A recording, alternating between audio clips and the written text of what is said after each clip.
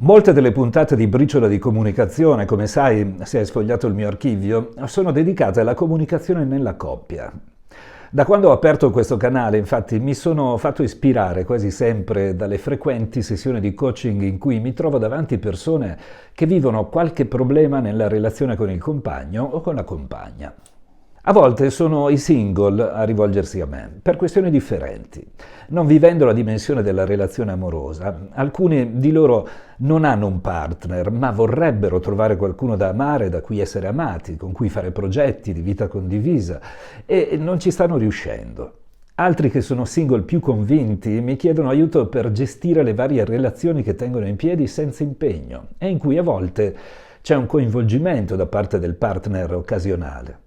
Infine, e questi sono più rari, ci sono i single veramente felici, che mi contattano per altri motivi, che spesso riguardano la carriera o la motivazione lavorativa.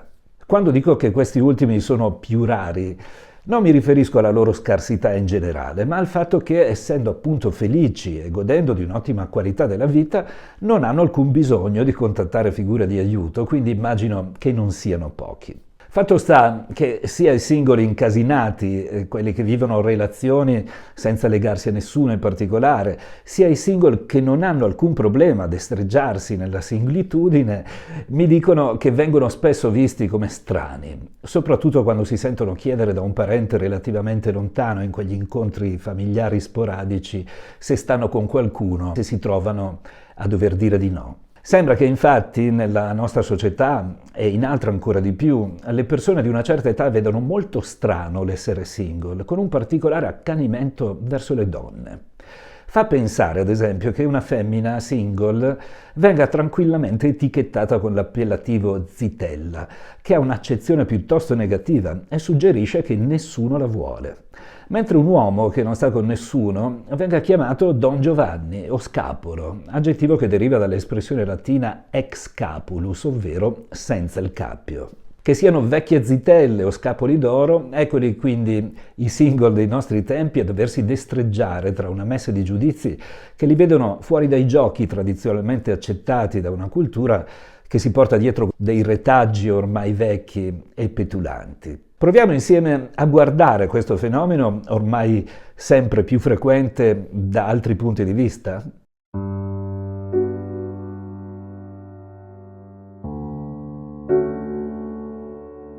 Voglio iniziare con dei dati statistici che la dicono lunga su quanto essere single sia normale nella società odierna. In Italia sono 3.331.000 i single per scelta, a cui si aggiungono, secondo ADN Kronos, 3 milioni di persone vedove e quasi 2 milioni di individui freschi di separazione. Tutti sappiamo che il 14 febbraio è consacrato all'amore di coppia, grazie a San Valentino, ma pochissimi sanno che il giorno dopo è dedicato ai single, di cui San Faustino è il patrono, oltre ad esserlo da sempre per la città in cui vivo. Fa pensare il fatto che siano conosciute le giornate dei nonni, dei gatti, della verdura, dei calzini spaiati e che quasi nessuno sappia che il 15 febbraio vengono celebrati i single. Ma vediamo quali sono i luoghi più comuni sui single. La credenza più diffusa è che siano infelici, quando non è assolutamente vero che lo sono tutti. In molti casi si tratta di persone con un alto grado di maturità, consapevoli di non essere pronte a una relazione di coppia, oppure di non desiderarla proprio, riuscendo a trovare un equilibrio ottimale nel rapporto con se stesse e a non vivere proprio la mancanza di un partner. Per queste persone è preferibile essere felici da sole che andare incontro a un'infelicità dovuta a un legame, in cui altri permangono proprio per paura di rimanere senza un partner, per una sorta di dipendenza affettiva. Ogni single sa in cuor suo se la qualità della sua vita è davvero soddisfacente oppure se in fondo vive una mancanza e magari mente a se stesso quando afferma davanti agli altri di non desiderare una relazione. Il mio amico e maestro, lo psicologo Andrea Cirelli, dice spesso una frase che può sembrare banale, ma che a mio avviso è una grande verità. Chi è felice ha ragione. Ovviamente la nostra felicità dovrebbe sempre rispettare quella degli altri, ma in presenza di un già ottimo grado di serenità non ha senso cambiare alcunché. Io stesso conosco persone che hanno fatto questa scelta e sono perfettamente a loro agio nella vita quotidiana. Riescono a godersela in maniera magistrale e si comportano da adulte, non illudendo nessuno, essendo chiare sul fatto di non desiderare altro se non qualche momento intimo sul piano sessuale, quando ne sentono il bisogno e ne hanno la possibilità.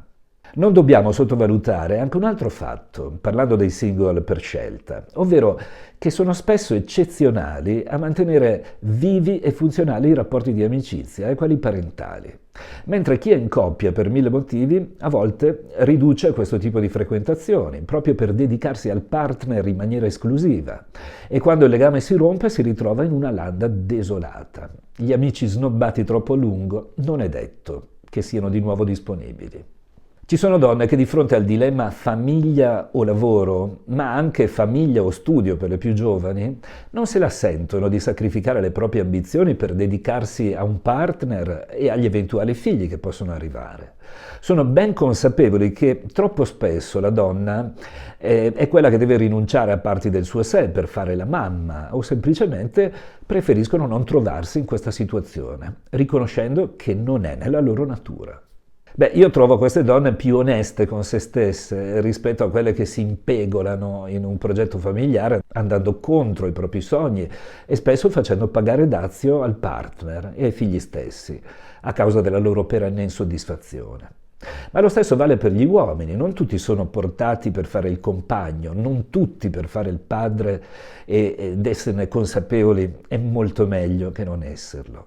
Ma ancora, c'è chi si appaga volando semplicemente di fiore in fiore, senza mai rimanerci posato a lungo. Persone che cercano una buona qualità nel qui e ora, che collezionano attimi, come il clown protagonista dello splendido romanzo di Heinrich Böll, a cui manca la dimensione di una progettualità.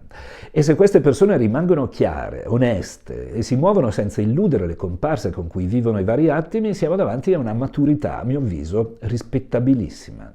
La differenza tra quello che potremmo definire un sano single, che lo è per scelta, e uno con sfumature narcisistiche sta proprio nella chiarezza della comunicazione. Se il single convinto se ne guarda bene dall'ingannare i vari fiori su cui si posa, il narciso purtroppo tende a illudere la persona che frequenta, spesso promettendo le cose che ritiene vere, ma che sono vere solo nel momento in cui le promette. E dopo qualche tempo vola via, lasciandosi dietro un inverno che congela ogni fiore. E infine c'è chi a un certo punto della vita, per via di una o di varie esperienze dolorose in precedenti relazioni, decide di non riprovarci più e di mantenersi lontano da ciò che ormai vive come un pericolo. Oppure lo fa semplicemente perché si rende conto di avere standard troppo elevati e non gli va di scendere a compromessi. Il single felice è quello che trova una dimensione di autosufficienza funzionale al suo benessere e si muove nel rispetto degli altri. Non seduce per il mero piacere di sedurre, ma per dare e ricevere qualcosa di concreto, rimanendo chiaro sul fatto che sia a tempo determinato oppure senza troppo impegno. A questo tipo di single ad ogni modo può capitare di cambiare idea, incontrando una persona particolarmente coinvolgente, e a quel punto forse è il caso di non rimanere rigidamente costretti in una scelta che diverrebbe stretta. Ci si può sempre aprire, magari poco per volta, e se la scelta di essere single cominciasse a vacillare a causa di un innamoramento, stando molto attenti a non trascurare troppo i propri interessi per quelli del partner. È importante aprirsi in questi casi per evitare di rimpiangere di non averlo fatto, ma è fondamentale tenere presente che la relazione con una persona prevede delle rinunce, a cui chi è single da tempo potrebbe non essere pronto sulla lunga distanza. Ci rivediamo sabato prossimo. Buona settimana da Sergio Massi.